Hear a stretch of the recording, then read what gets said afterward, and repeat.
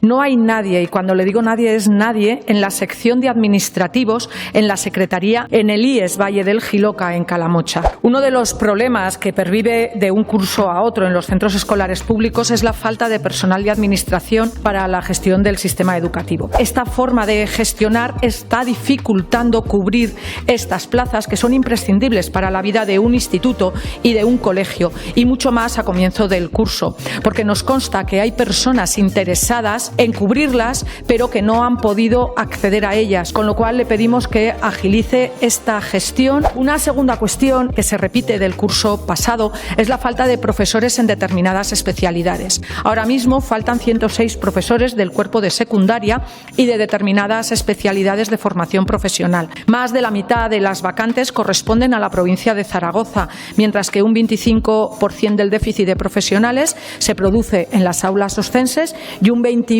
en las de Teruel.